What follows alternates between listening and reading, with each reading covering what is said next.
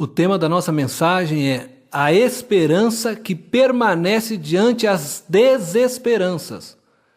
João capítulo 5, verso 1 ao 15.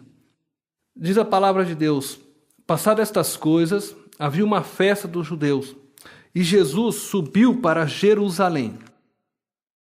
Ora, existe ali, junto à porta das ovelhas, um tanque, chamado em hebraico Betesda, o qual tem 5 pavilhões. Nestes jazia uma multidão de enfermos, cegos, coxos, paralíticos, esperando que se movesse a água, porquanto um anjo descia em certo tempo, agitando-a, e o primeiro que entrava no tanque, uma vez agitada a água, sarava de qualquer doença que tivesse. Estava ali um homem enfermo, havia 38 anos.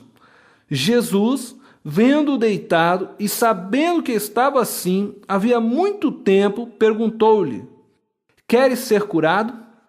Respondeu-lhe o enfermo: Senhor, não tenho ninguém que me ponha no tanque quando a água é agitada. Pois, enquanto eu vou, desce outro antes de mim. Então Jesus lhe disse: levanta-te, toma o teu leito e anda. Imediatamente o homem se viu curado, e tomando o leito, pôs-se a andar. E aquele dia era sábado. Estamos diante de um homem que tinha uma esperança de ser curado, mesmo diante as desesperanças de receber esta cura. E acredito que a única coisa que motivava este homem a viver era essa esperança que insistia em permanecer em seu coração. Um homem sem esperança é um homem sem visão, sem sonhos, sem ideias, sem ânimo, é um homem apático, é triste, derrotado. A esperança nos motiva a continuar lutando pela vida e por um mundo melhor. Vamos compreender melhor o que é esperança através do texto de João 5. Primeiro, esperança é fé no impossível.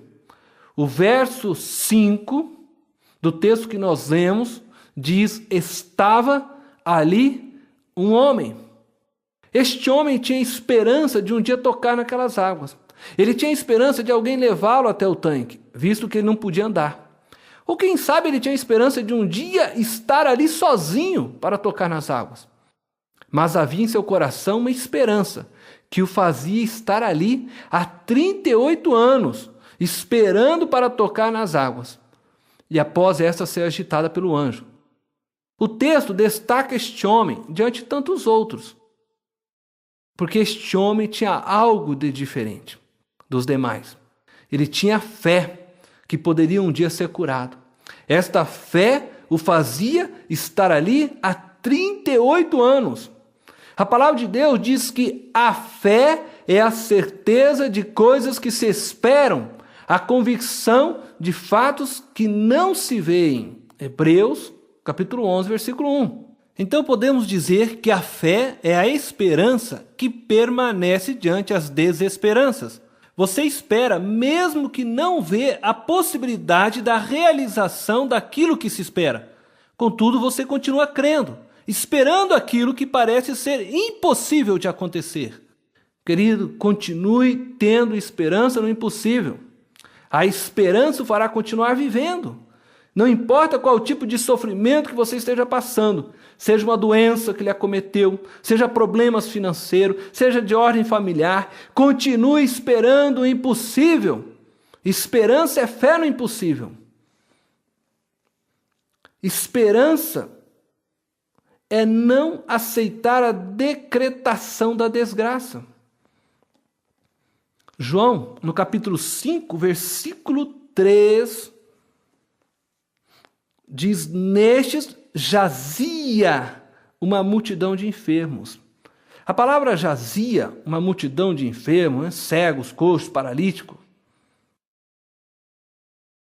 nos mostra que era o estado em que se encontravam essas pessoas, incluindo este homem que ali estava há 38 anos. A condição que estas pessoas se encontravam era de dor, de agonia, de limitações por causa de suas doenças, de morte. Entretanto, o coração desses homens se rebelavam contra aquela situação. Seus corações não aceitavam aquele estado que parecia definitivo para eles. Seus corações pediam vida, eles esperavam o fim da desgraça que lhe estava decretada.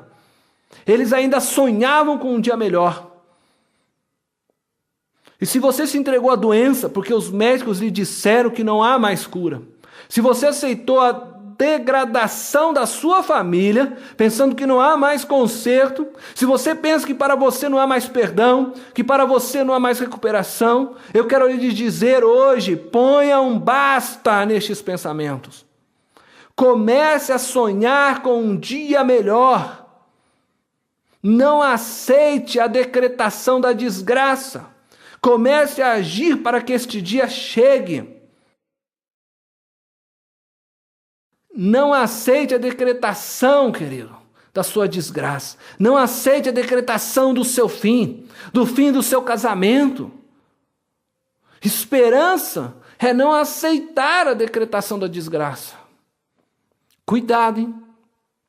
Muitos dirão a você palavras de desânimo, para você desistir. Desistir de orar pelo seu marido, por sua esposa, pelos seus filhos.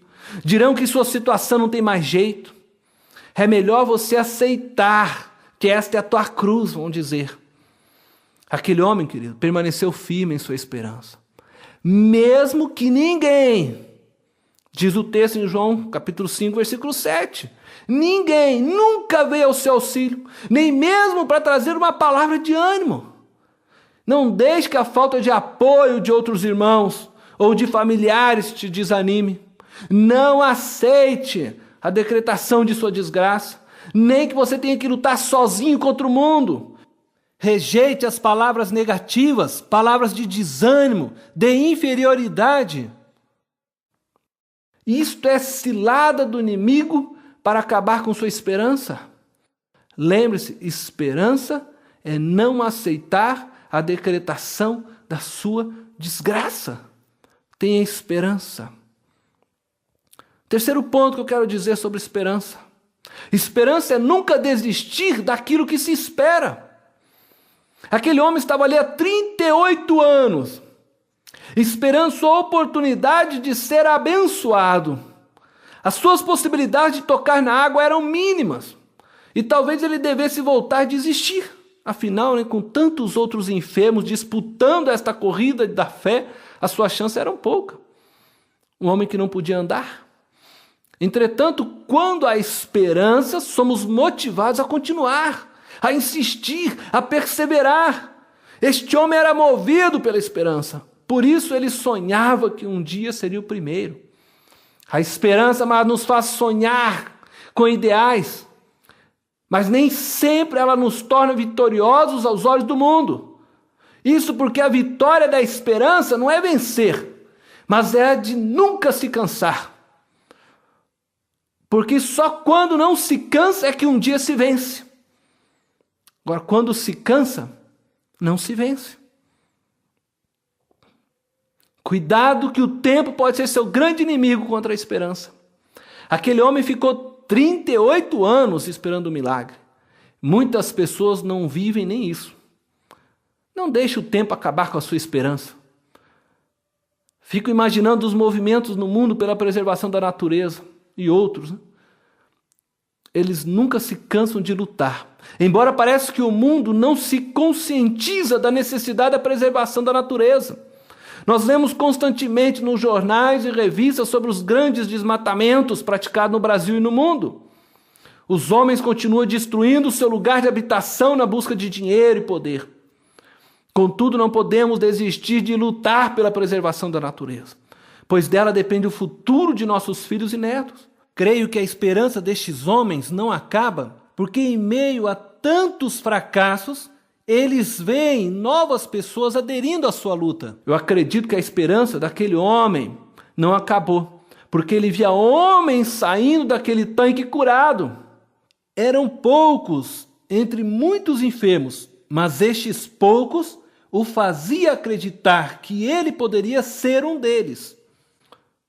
Diz o texto em João, capítulo 5, versículo 7. desce sempre alguém antes de mim. Quer dizer, nessas palavras há frustração, mas há também esperança. Porque elas provavam para ele que o milagre era possível. Aqueles que desciam antes dele, que tocavam as águas, eram curados. E por isso ele não desistia. Portanto, não desista. Persista em teus sonhos. Lute pela sua família. Lute pelos seus filhos. Lute pela sua vida. Esperança, querido, é nunca desistir daquilo que se espera. Eu acredito que este homem alcançou sua bênção, porque a sua esperança permaneceu diante das desesperanças. Sua esperança fazia crer no impossível. Sua esperança o motivava a continuar a viver. Sua esperança fazia crer que um dia aquele decreto de desgraça acabaria. Sua esperança não fazia desistir. Sua esperança era fortalecida ao ver o milagre na vida de outro. E foi esta esperança que o levou a se encontrar com aquele que poderia fazer o impossível que ele tanto esperava. E aqui nós precisamos atentar para 2 segredos neste texto. Primeiro, o homem tirou os olhos do tanque e olhou para Jesus. João capítulo 5, versículo 6. Jesus, vendo-o deitado e sabendo que estava assim havia muito tempo, perguntou-lhe: queres ser curado? Quando Jesus conversou com aquele homem, ele precisou tirar os olhos do tanque e olhar para Jesus. A sua esperança estava no tanque. Aquela esperança o fez permanecer vivo. Contudo, nossa esperança deve estar em Cristo. Aquele homem talvez nem tenha percebido Jesus ali, mas quando Jesus o chamou, ele passou a olhar para Jesus.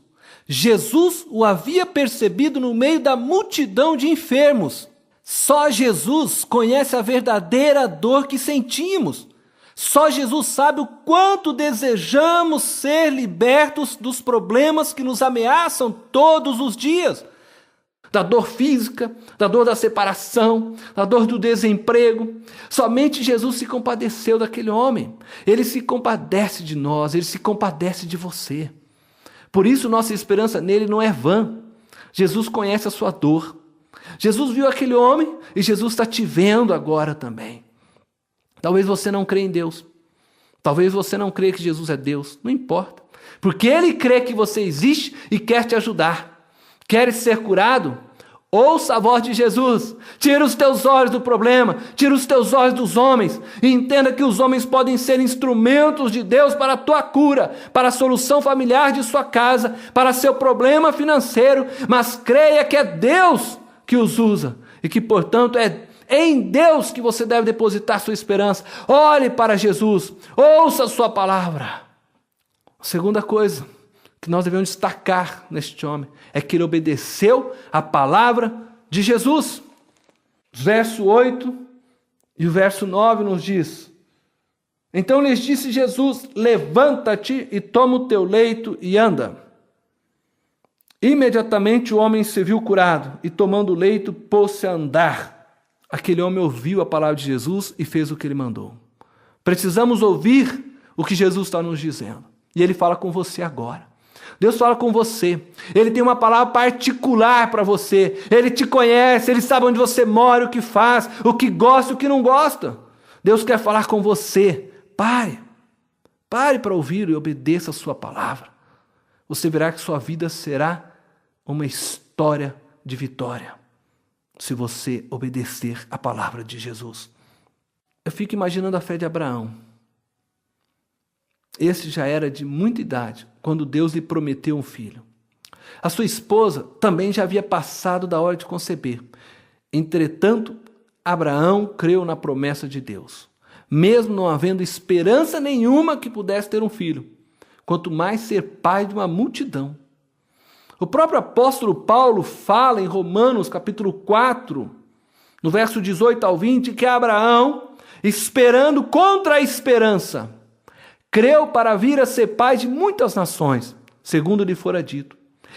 E sem enfraquecer na fé, embora levasse em conta o seu próprio corpo amortecido, sendo já de 100 anos e a idade avançada de Sara, não duvidou da promessa de Deus.